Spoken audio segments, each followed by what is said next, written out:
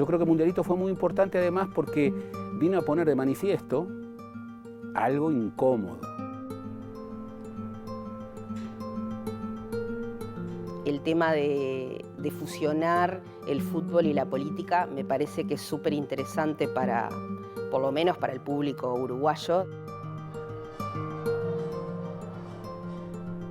A veces es necesario cierto lenguaje y cierto tono para que las cosas puedan ser escuchadas.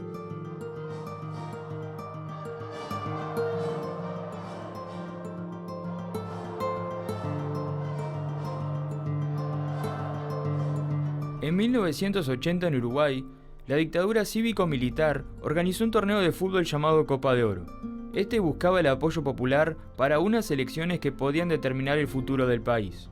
En este episodio de La Madeja, entrevistamos a Sebastián Bendarí por su trabajo como director del Film Mundialito, que aborda el torneo futbolístico haciendo énfasis en la realidad política represiva de ese entonces y en lo que significó para la idiosincrasia uruguaya la confluencia del pueblo en el estadio en ese contexto.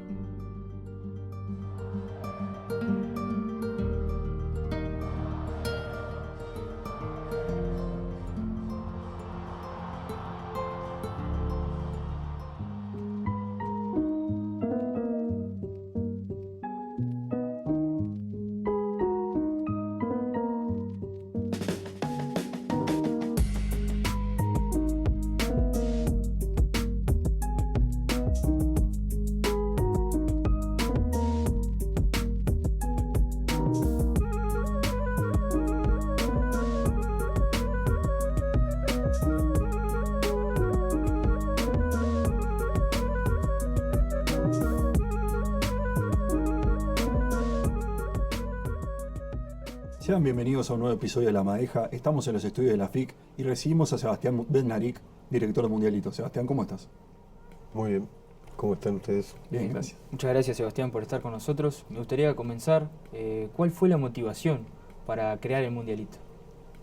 El Mundialito fue una idea que tomamos de Carolina García, la periodista que cuando terminamos Cachila, la película anterior al Mundialito, habíamos tenido una charla y nos contó un poco, creo que ella había hecho algo, un informe o algo así, y como que nos dijo, che, acá hay algo que está interesante, que da para más, y que vio que nosotros estábamos haciendo documentales. En ese momento Coral estaba había nacido hace un par de años con La Matiné, y hicimos una lluvia de proyectos para ver qué hacíamos. O sea, estábamos como buscando el siguiente proyecto, y surgió Mundialito, y casi que todos votamos por ese proyecto, y ahí nos metimos en esa tarea. Ahí después hablamos con Gerardo Caetano. Creo que cuando hablamos con él, que me digo que también terminó de cerrar con todo lo que nos contó sobre el plebiscito y cómo se relacionaban los dos temas, encontramos el fundamento y la historia, y ahí nos metimos. Julio César Morales con la última jugada ofensiva para Uruguay. La pide Krasowski, viene el centro para él, la peinó, Victorino, gol, gol, gol.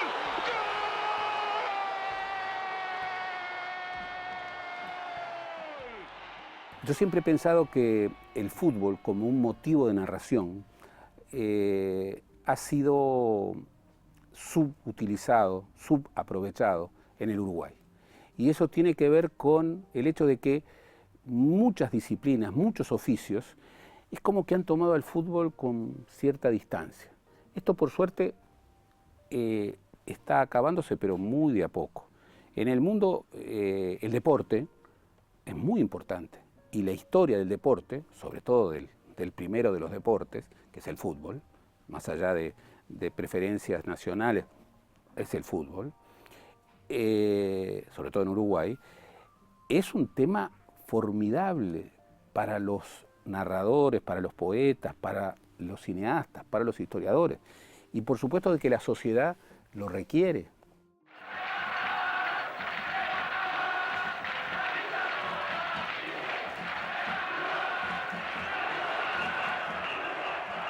de los casi 12 años de dictadura, la última dictadura que sufrió el Uruguay, tomaron en específico el plebiscito 1980. ¿Por qué se centraron en eso? La historia nos llevaba al plebiscito, o sea, la cercanía en el tiempo del plebiscito con el mundialito nos llevaba directo. En particular, a mí me parece que ese plebiscito justamente tiene algunas narrativas que tienen que ver con esa cuestión de la dictadura cívico-militar y cómo jugaron el papel de los civiles y de la ciudadanía en dictadura. Entonces, como que el plebiscito, por el lado de lo que sería el electoral, o sea, el acto electoral y lo que es el fútbol para el Uruguay, era como de cajón que tenía que ser, ¿no? O sea, todo lo que se refiriera a antes del plebiscito o a después del mundialito, tenían que ser como cuestiones más de pinceladas que de tema. El tema estaba ahí. Claro. Increíblemente sucedió en un periodo de 2 meses. Información oficial proporcionada por el Ministerio del Interior a la hora 1:15. La diferencia a favor del no es de 183.540. Y el penal se convirtió en una fiesta. Fue la confirmación del triunfo del no y todo el mundo, todos los presos empezamos a golpear. Las mesas empotradas, los vidrios de la ventana, era un estruendo aquello. Vibraba todo el penal.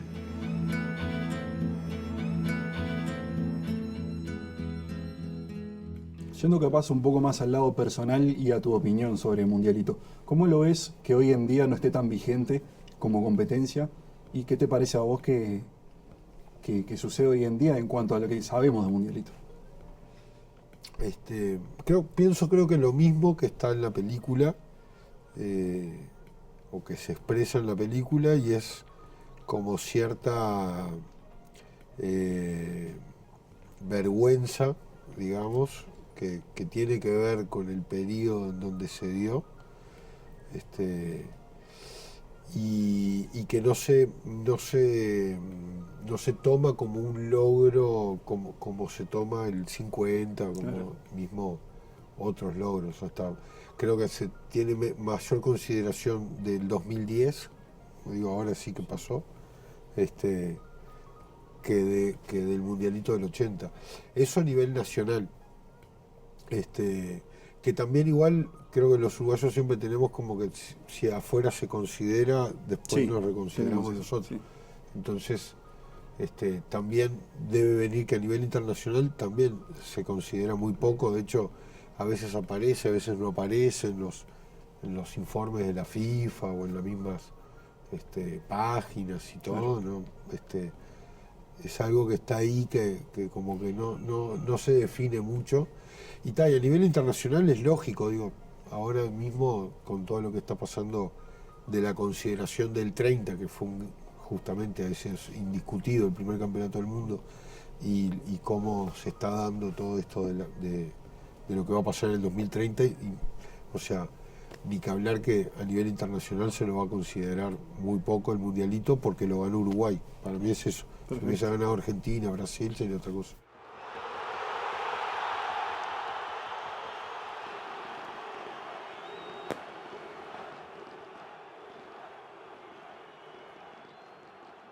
Un mundialito quedó como un hito ahí, en medio de una inflexión de la dictadura, y el recuerdo se volvió borroso.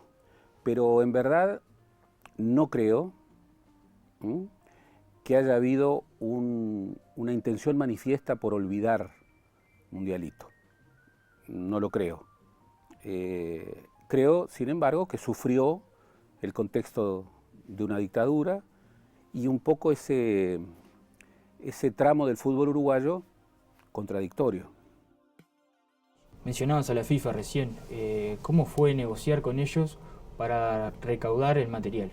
Con la FIFA es complicado todo lo que es archivos anteriores justamente al 82. Esos mismos no tienen un departamento donde vos puedas ir y trabajar o negociar algo, porque están muy abocados a lo que es post y sobre todo a lo que es actual. Entonces, a su vez, también es complicado ir al archivo histórico de la FIFA o tener un interlocutor que pueda entender qué es un documental y una producción independiente en Uruguay. Se encontró material increíble que le dio una impronta y una narrativa, digamos, no digo distinta porque sí, Seba tenía muy claro desde un principio lo que quería contar y cómo quería fusionar el mundo de la política y el fútbol, pero en los relatos de los personajes, en el material de archivo y en lo que va apareciendo, termina que la película la creas en la sala de montaje.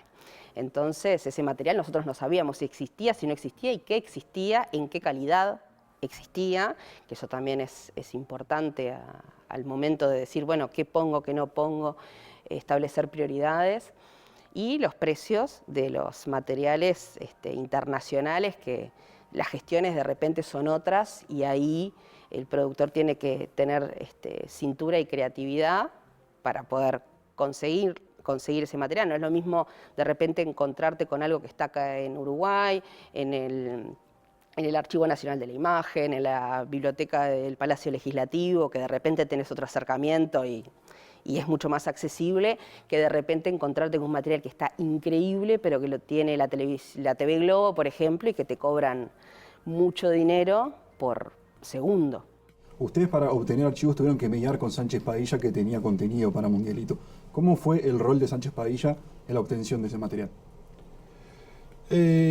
Con Sánchez Padilla en realidad hablamos porque hicimos la entrevista y ese fue el contacto que tuvimos. A partir de esa entrevista no fue tanto con él, sino fue con quien cuida de los archivos de todo lo que fue Estadio 1, digamos. Bien. Y fue difícil, porque justamente ellos tuvieron en su momento la precaución de guardar eso, que justamente es algo que no es habitual en este país. Entonces lo guardaron, pero no son tampoco un archivo que ellos estén para darte material. Nosotros son un programa de televisión, en ese momento era una producción, no tenían ni siquiera, no es como que fueras a un canal de televisión a buscar como que vas a, no sé, a Canal 10 o Canal 12, o a un canal público. Acá era justamente en la casa de Sánchez Padilla, que es donde tenía la productora, era todo un tema que fue demorando muchos años, en algunos casos llegó más de un año, o muchos meses repetir algo o saber que había algo pero no lo lográbamos tener. Era necesario aplacar las cosas. Los que nos quedamos acá tuvimos que seguir adelante con el país. Y era una manera de continuar el hecho en sí de hacer cosas importantes y trascendentes como este caso. A su vez, tenían por norma poner una marca de agua muy grande en los archivos que daban, eso para el cine era muy molesto. Sí, y justamente hablando de eso, de las marcas de agua y demás, ¿se tuvo que hacer alguna especie de trampa o...? Sí, se tuvo que hacer. Sí. Las trampas se hacen siempre, no solamente con el archivo de Estadio 1, las trampas están en... Si vos vas a la cocina de los archivos, de un documental, o por lo menos de los documentales estos, está lleno de eso, no solamente con Estadio 1. O sea, uno Perfecto. Después en postproducción mismo podés conseguir algo de Melco o de un canal de televisión europeo, donde vos tenés que de alguna manera sacar los logos, sacar el resultado, sacar el reloj. O sea, justamente por eso es tan costoso la postproducción de los archivos, ¿no? No es solamente conseguirlo, sino después cómo hacer para que eso sea cinematográfico y esté limpio. Primero nos habían dado un coso con Estadio 1 gigante en el medio. Dijimos, no, pero es muy grande. Pónganlo abajo. Bueno, lo pusieron abajo y eso me acuerdo fue una idea mía.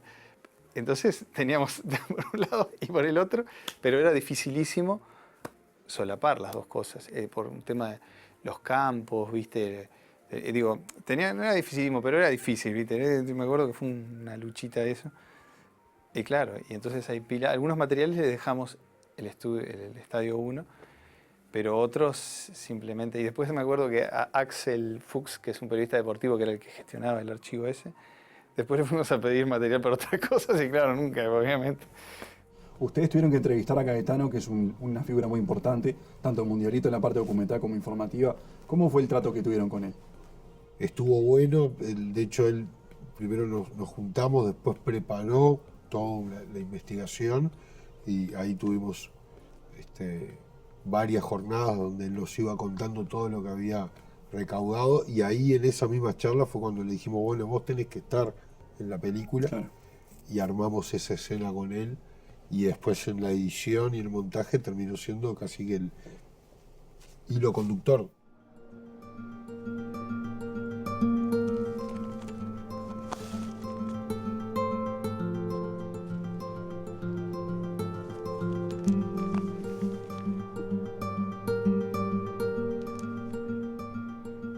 La narración fílmica de Mundialito para mí ha sido un desafío en términos de reformular la investigación, porque ver cómo desde una narración documentalista se piensa de manera distinta y se llega a ciertas áreas de profundidad que en la escritura o en la clase por ahí no se llega, me resultó, bueno, extraordinariamente enriquecedor. Por eso es una experiencia a la que yo le doy mucha trascendencia, que me honra mucho y te repito, creo que ahí el mérito es de Bednarik y de su equipo, por supuesto, porque estas cosas no se hacen solos.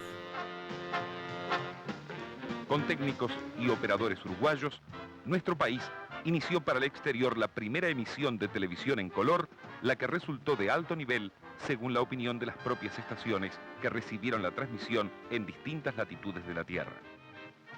Uruguay estaba preparado para jugar algo más que lo deportivo. Bueno, y hay entrevistas y entrevistas, ¿no? Porque ya después la de Avalanche tiene otro peso, si no me equivoco. Sí, la de Avalanche además fue una entrevista que estuvimos esperando mucho tiempo, que no sabíamos si le iban a dar o no, entonces estábamos ahí casi haciendo una guardia con un presupuesto muy ajustado y con todo el equipo en Brasil, entonces ya fue muy difícil de lograrlo y una vez que la logramos, claro, él nos esperaba mucho que nosotros estábamos haciendo un documental pero con cierta mirada crítica y con cuestionamientos. Cuando ustedes buscan la voz de Avalanche, ¿buscaron la polémica en él? Nosotros sabíamos que iba a contestar, sabíamos que no era una pregunta que le podía caer bien. Claro, o sea, pero también pensábamos que podía tener, como lo tiene, él ya tiene un discurso armado sobre el 78, sobre el 80 y sobre otros disparates que ha hecho la FIFA hasta mientras estuvo él y que en el momento que le hicimos la entrevista también él seguía muy de cerca, ¿no? Viajábamos a Río para entrevistar a Avalanche sin tener confirmada la entrevista. Entonces estábamos moviendo a todo un equipo a otro país sin tener la certeza de si nos la iba a dar o no. Al final la conseguimos, pero había mucha incertidumbre porque no nos la terminaban de confirmar y eso fue estresante. A mim não teve nenhum problema porque eu não faço política, eu faço esporte. Tem que respeitar quem está no governo, se é bom, se é ruim, não é a minha decisão. E o futebol em todos os países sempre agiu desta maneira. E com isso o futebol é respeitado e é desejado.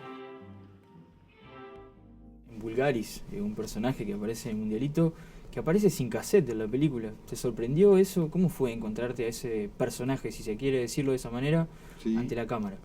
Para empezar, cuando vos estás entrevistando a ese tipo de personajes, como decís, o como lo fue Avalanche, o Sócrates, o varios, ¿no?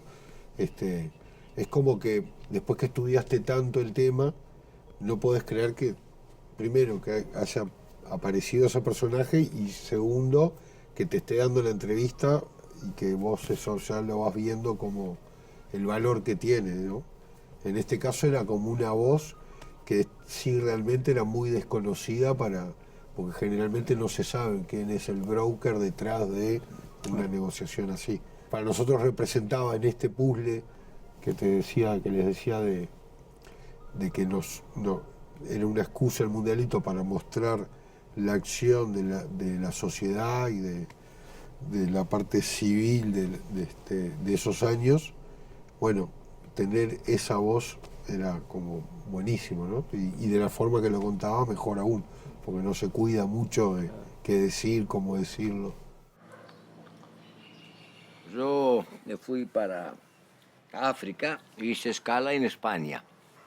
Y el otro día, de noche, me dormí allá en Madrid y el otro día iba a viajar para África para vender carne en Ghana, que tenía un trato. Salgo del hotel y me encuentro con don Washington Cataldi, finado que en paz descanse. Y conmigo estaba un griego, un muchacho socio, amigo mío, que vivía en Estados Unidos. Y entonces me dice Washington, no, estamos acá en la FIFA, nos dieron la autorización para hacer la Copa de Oro. Ah, sí. Y bueno, yo ni sabía nada de fútbol, que era Copa de Oro. Bueno, la escena de Bulgaris, recuerdo que era todo un tema, porque claro, era una presencia como tan avasallante y tan como desestructurante que se podía llevar la película para otro lado, podía ser como comerse ese segmento de película. Entonces era como que lo poníamos y funcionaba, pero después lo reducíamos porque claro, ya era mucho, se volvía el show de Bulgaris. Entonces era como que ahí ir ajustando como para que fuera, le aportara ese color raro, pero no se llevara a otro lado el tono de la película. ¿Hubo algún otro testimonio que fue imprescindible para la película que dijeron, este no puede faltar? Había como al principio, ¿no? Sobre todo cuando... Porque la película como que iba deambulando entre que se hacía futbolera y por momentos se hacía más sobre el plebiscito y como que iba llenando el álbum, ¿no? Nosotros decíamos el álbum del 80, bueno, y tenía que haber representantes de todos lados. Había como algunos que vos decís, bueno, a nivel de fútbol, ¿no? Tanto Victorino, por lo que fue con los goles, Venancio Ramos, Rodolfo Rodríguez, había como esos personajes que después los ibas a tener mucho en los archivos, ¿no? Iba a estar, entonces decía, para que haya el gancho, estaba bueno tener lo mismo que en Brasil. Tuvimos dos pesos pesados, pues justo era el capitán Sócrates y después el presidente de la FIFA. Después a nivel ya de la trama política, nos hubiese gustado tener más militares. Por suerte Pereira nos dio esa entrevista, Flanchini, que era el presidente de la AUF y que era un militar, también nos dio la entrevista, y bueno, era como que, militares tengo, después íbamos como así por cada parte. Completando el álbum, como decía. Como completando el álbum, exacto.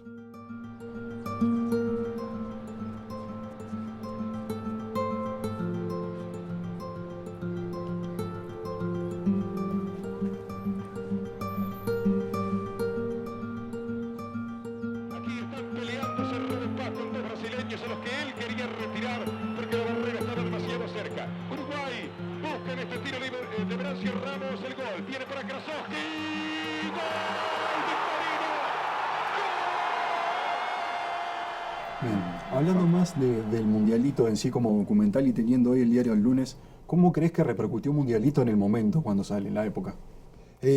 Cuando estrenamos la película, me parece que justamente por un periodo corto se volvió a hablar sobre todo del plebiscito, que era lo que estaba más como ahí, como dice Caetano, en la nebulosa, ¿no? Y después hubo como una generación entera que se enteró del mundialito y del campeonato, que de repente no es tan futbolera, ¿no? Porque creo que el futbolero, el que sigue los programas deportivos, capaz que lo tiene más claro porque cada tanto se hace una conmemoración o se habla de eso, ¿no? Pero sacando el público ese interesado por el fútbol, bueno, hubo como algo que yo sentí que pasó a partir de la película y a partir de la campaña que hicimos con la película también, ¿no? Para nosotros es como una joyita para nosotros, Coral, ¿no? Tener esa película, que la revisionamos y nos gusta como hablar de ella. Pero después para la sociedad, no sé, eso. El hecho de que Mundialito pueda ser visto, pueda generar sorpresa, pueda generar reflexión, pueda generar una mirada diferente sobre la terrible experiencia de una dictadura, sobre todas las generaciones que no lo vivieron, me parece maravilloso, maravilloso.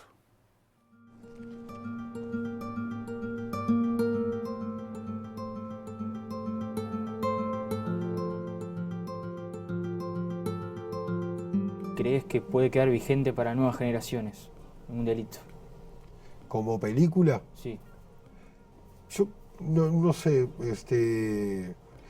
siempre que cuando todas las películas en las que participamos, o por lo menos en ese periodo de Coral, hasta que hicimos Maracaná, siempre pensábamos como en eso, en como que estábamos dejando una memoria ahí para a futuro.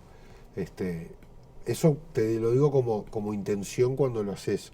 Hoy por hoy cuando lo veo, en realidad no tengo mucha certeza de cuánto podrá durar para las generaciones futuras y todo.